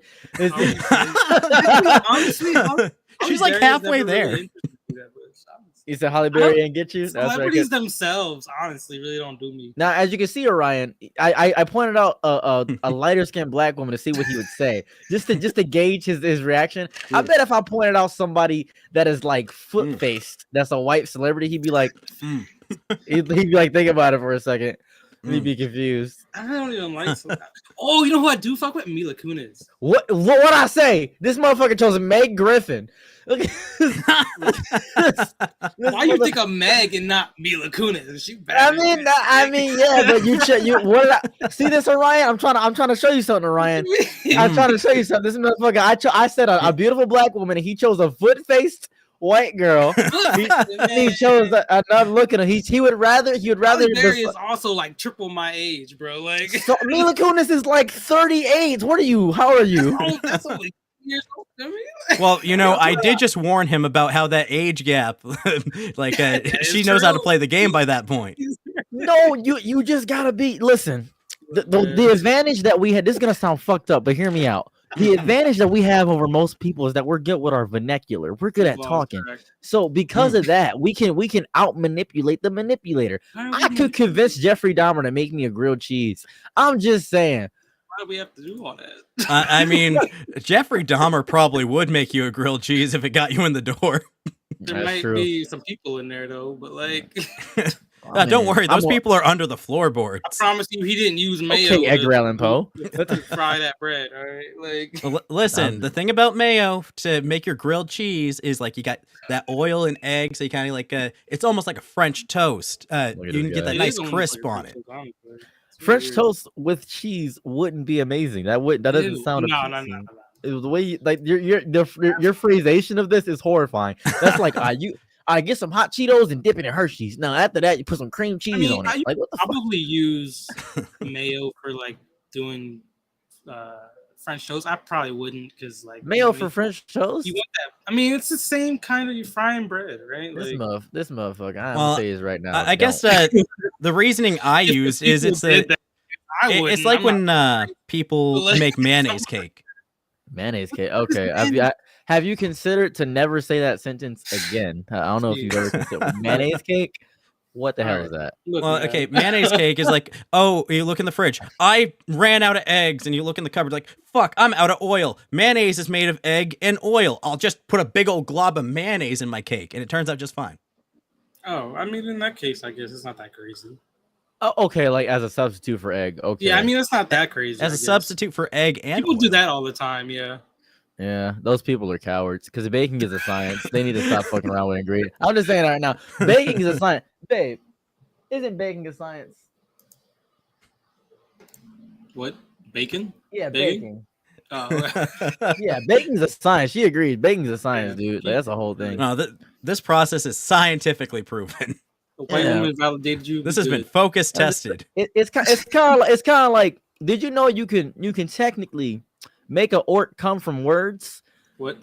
Oh yeah, like power word come or something. Yeah, like yeah, command? power. That's a real thing. You could fushroda inside of an open orc canal, and that would just subjugate it, subjugate orc, and the power word subjugate orc. That's how it works. Going back As to you my can see, reasoning on orcs, though, I think that's a lot Reasoning more on women orcs. than I can handle. You wouldn't take an orc one. You won't like muscular women. Is that not your thing? Oh, it's not that I'm not into it. I just feel like there's muscular women, and then like orcs get a whole lot more mileage per muscle. So like that's a whole other game. Mileage. I like my women with a high body count. If my girl doesn't have at least 10 under her belt, she can't contend for the WWE championship. Like that's how I feel. Dude. You know what I'm saying? I need a raid boss of coochie. That's what I need. That's just me.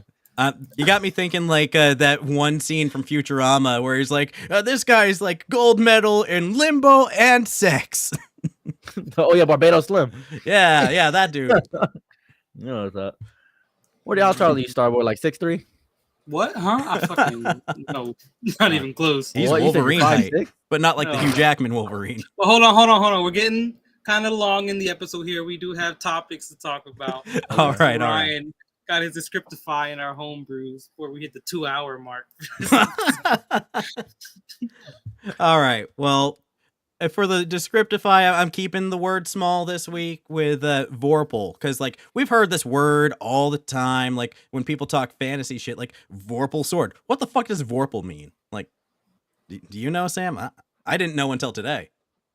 When they refer to like blades and stuff, isn't it like an infinite point?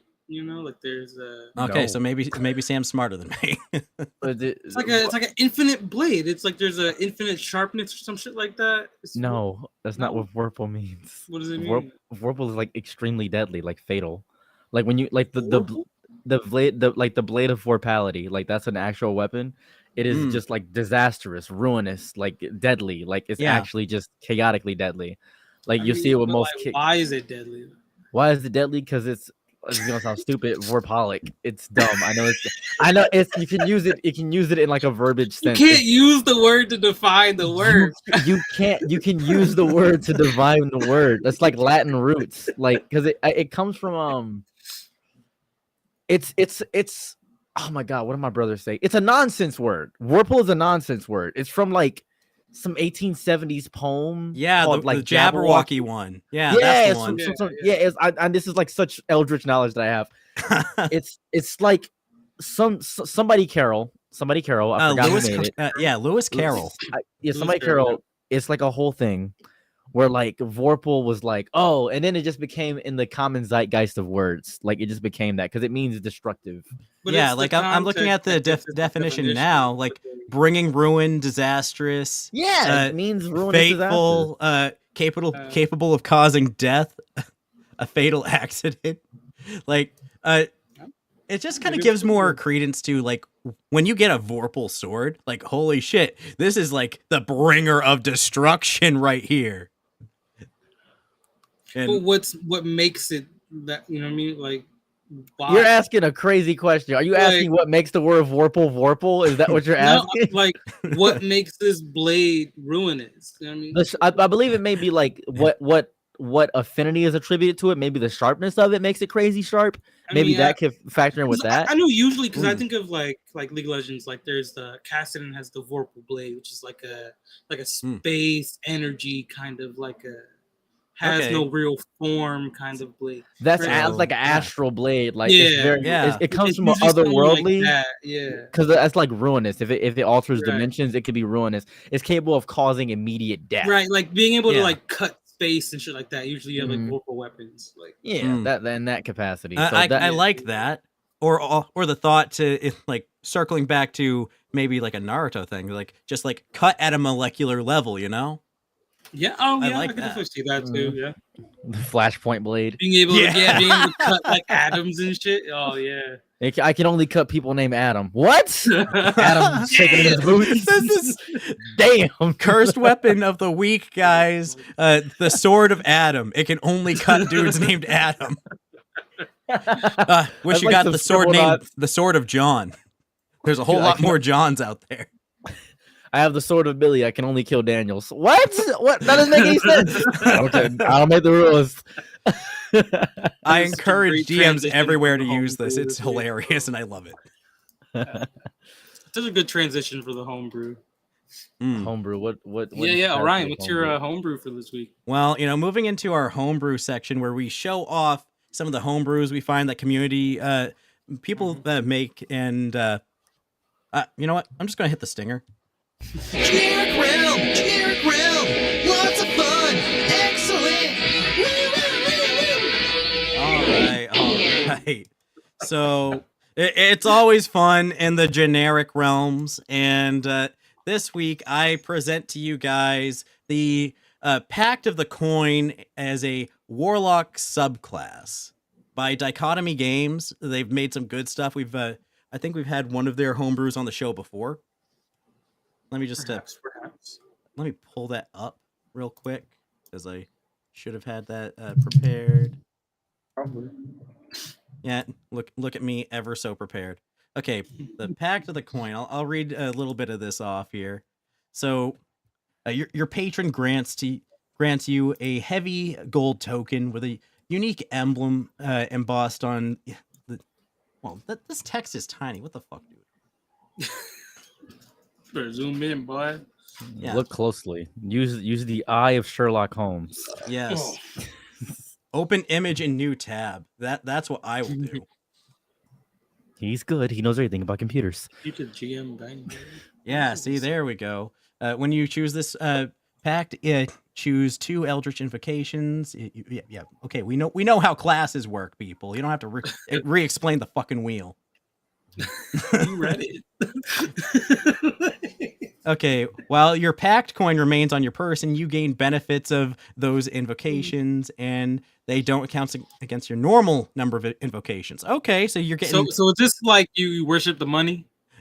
Basically, your patron gives you a coin, and this coin All right. gives you that extra bread. invocations, and this subclass does come with more invocations. But let's look at some of their invocations that come with it.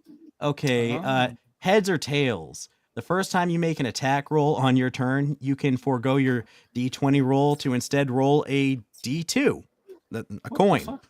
You can flip a coin. Oh, okay, yeah. That makes sense. My brain was like, huh? 2, a 2-sided die. Oh my god!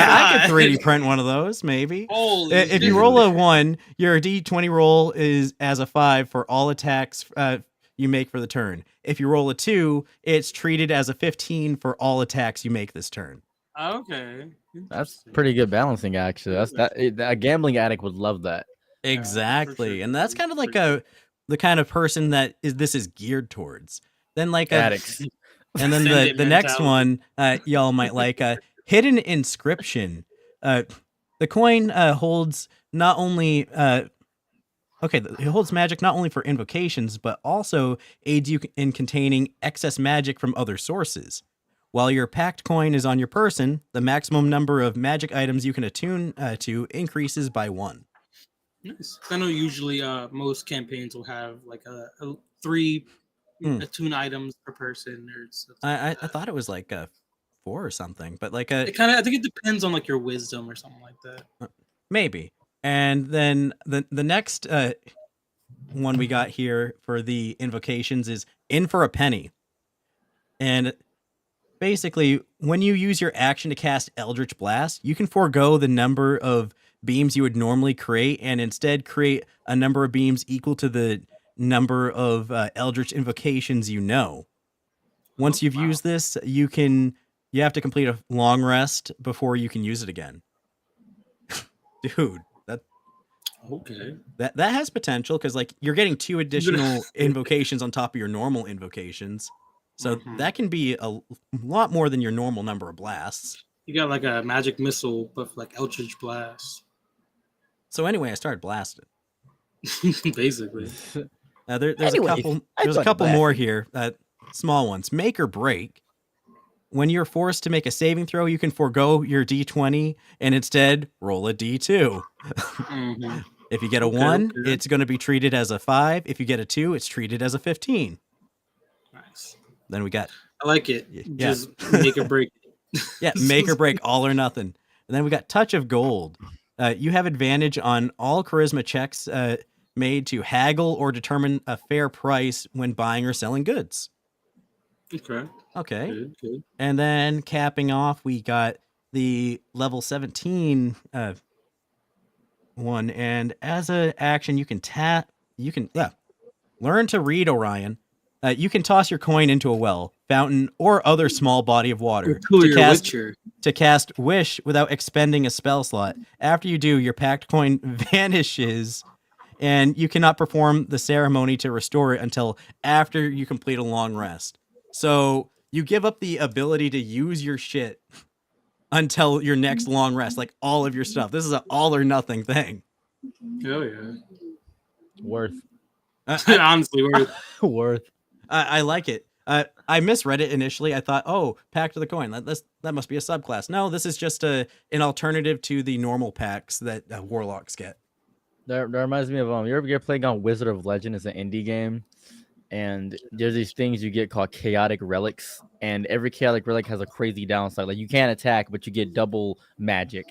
But it's like really crazy things like that. I like gamble mechanics like that because this feels horrifically balanced. This person thought about this for at least 3 hours. Yeah, for sure. It looks like they had multiple people working together, so that's cool. And those ones are always really 2 hours. Right. So everyone who likes this, the link is in the description. Check out the Patreon for Dichotomy Games. They do great stuff. Oh, yeah. Shout out to them. Oh, they have a Patreon as well? Nice. Yeah, they got a Patreon. Sick. They also have a X videos link here too. I don't know what that is. Oh, damn, let's go! Crazy. They're really trying to get every market on the what you gotta do in this market, bro. It's hard. Capitalism is tough. You know what? If you got to work the corner to sell your homebrew, I'm not going to judge. I guess last but not least, I'll talk about mine. I got the Cape of 9 Lives. Went to the wrong one. There we go. Yeah. The Cape so of while 9 wearing lives. this cape, a mischievous cat spirit will ward you from death 9 times. Each time you take damage, that will drop you to 0. Your cape instead drops you to 1. If you are targeted by an effect that would kill you instantaneously without dealing damage, the effect is negated.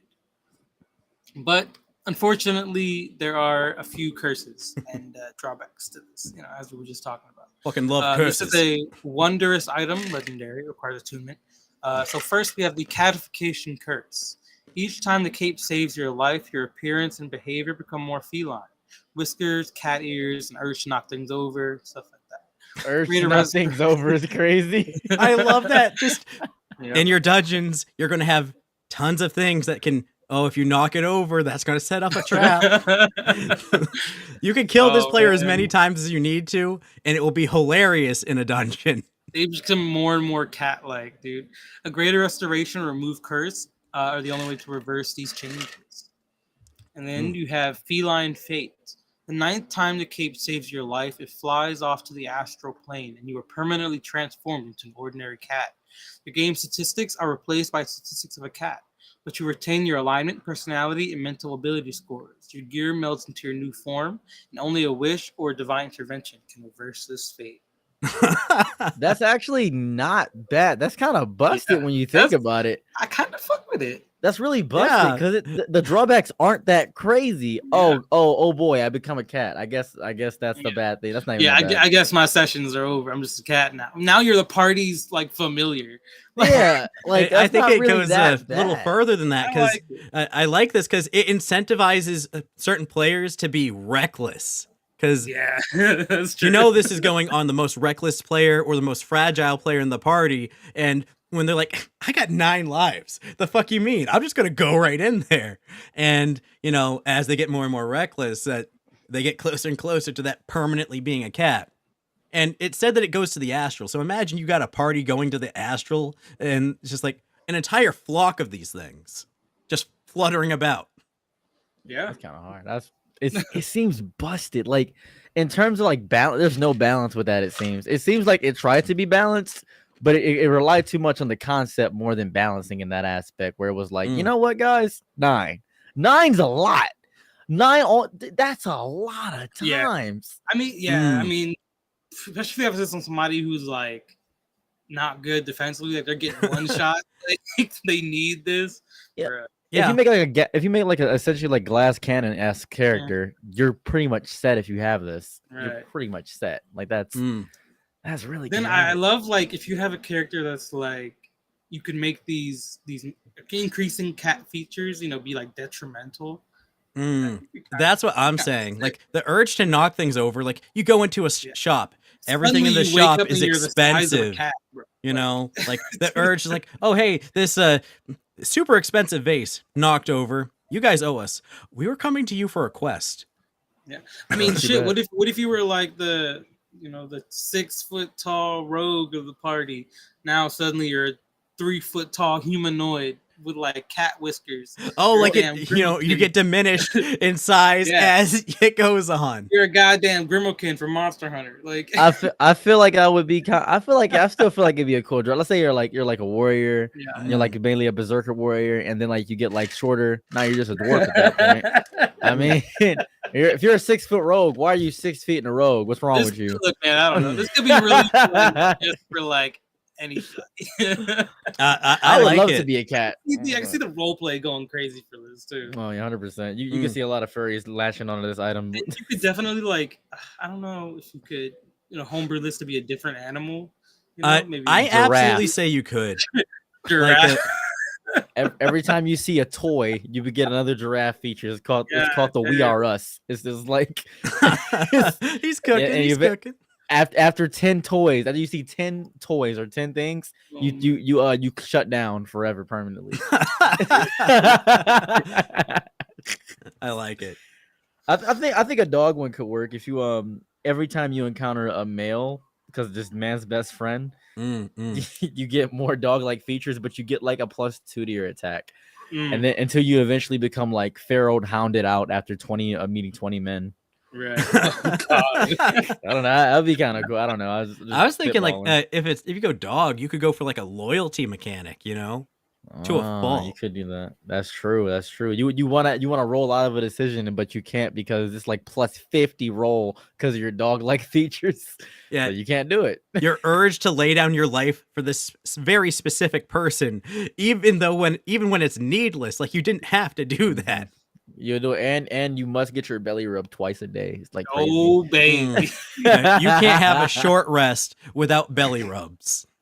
And if nobody can rub your belly, attempting to rub your own will make you more dog-like, thus losing your ability to Look, man, as we finish up this episode, where can these people find you? What would you like to leave with them? Some wisdom, some words, whatever. All right, here goes my eldritch wisdom. Oh, Don't believe that castles are built on stone. They're built on bamboo stilts at best. By that I mean it doesn't matter in any capacity how long it takes you to get to the next step.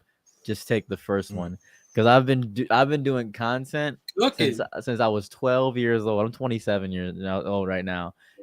Last month is when anything popped off for me. 15 years and then overnight success. Bro.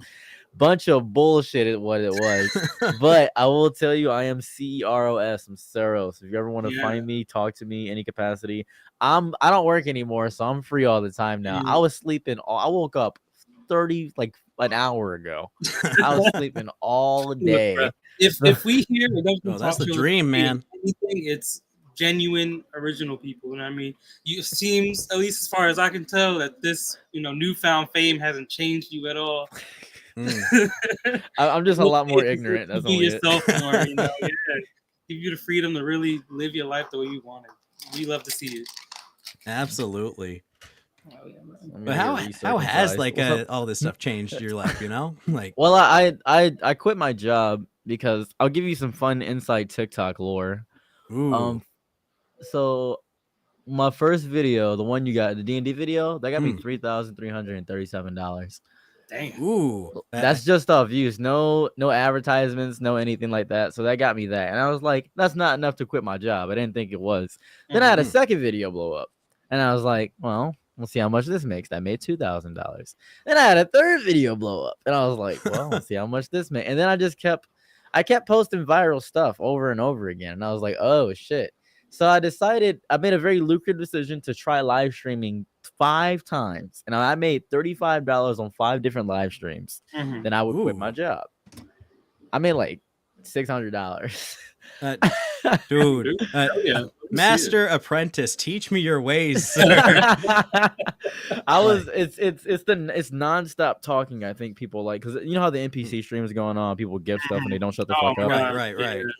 When I'm alone, just speaking in front of a camera, I don't shut the fuck up. And especially if I have like people constantly feed me messages, it's endless talking. You have an endless conversation with somebody. So it's nonsensical. It's beautiful, but the beautiful thing about the whole thing is it's making me enough money where I quit my job. I worked in Amazon. I quit my job. Ooh, congratulations! Fuck that place. I'm so happy. Man. I have enough money. Tomorrow I'll have enough money to pay off the rest of my lease here, move into my own spot, buy a dryer, and then go to this anime convention and still have $1,800 left. That's crazy. My fucking boy, dude. That's crazy. We love to see the success. Black Absolutely, dude.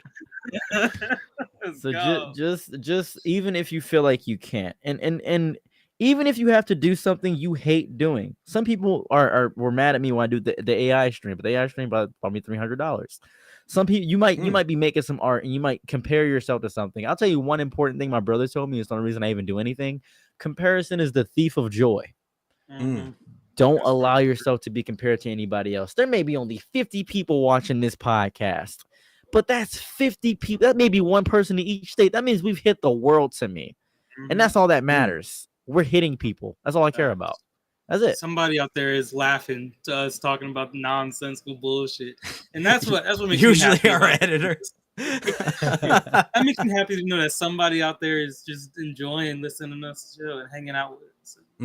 It is a lot of fun. Like, we get people from all over the place. Like, how many European guests have we had on the show, Sam? Gee whiz. A decent amount, honestly. Yeah, like it surprises me. Like, we got one coming on next week. We have to do the show at like 4 p.m. because time zone difference. Once again, we in deep Europe. That's crazy.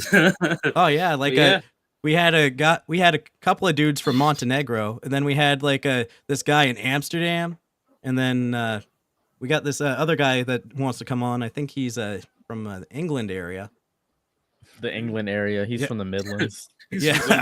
I don't know. They're weirdly specific there. It's like, oh, where are you from? Oh, from Wales. Okay, which part of Wales? Worcestershire. Well, that's not a place. You made that up. That's not a real word. Couldn't possibly be. But yeah, that's pretty much all. I don't like to. This is gonna sound chaotic and crazy. I hate plugging my links anywhere. The reason being is because I'm so amazing. People will find me, and I know they will. I don't even care. I know people will find me. They'll find me. If you want to find me, you'll find me. Exactly. Like, plugging the links and stuff, like, we encourage it for most of our guests just because, like, get your shit out there, dude. But at the same time, like, I hate plugging stuff. I'm like, people know. I like, if I go and look at stuff on YouTube and someone's like, hey, like, comment, subscribe, click the bell icon. Like, dude, fuck off. I don't talk to me like I'm 5. I know how this platform works. I've I been know, watching unfortunately, YouTube like for they years. like have to ask because of like the analytics or whatever. But Yeah, what you figured out about YouTube. I just became a partner on YouTube. I just got Ooh. 2,000 subscribers. I just became a partner. I didn't know how deeply retention matters.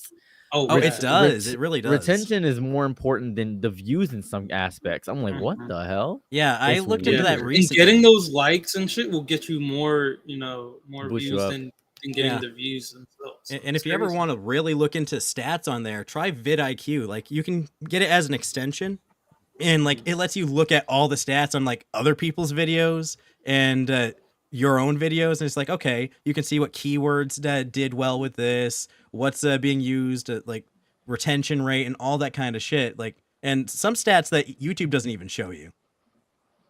It's nice. But all right, I think with that about closes up everything we had to offer for this episode. Hope our listeners enjoyed. Hope you guys enjoying the spooky Halloween month. You guys are enjoying the spooky topics. Oh wait, we can't say spooky anymore. Sorry, the ooky topics. I'm weak. Is that? Oh wait, we can't say spooky anymore. It's too racially motivated. That's crazy. Yeah. Oh man, sorry, I'm bad with that. But hope you guys enjoyed. Check us out. You know where to find us. We're Dungeons and Talk Shows, the Nerd Militia, Bang Bang, Boom. Saros, Orion, Sam. What's up? Well, he's Orion now. I'm Orion now. I'm the new Orion. I'm Orion's belt.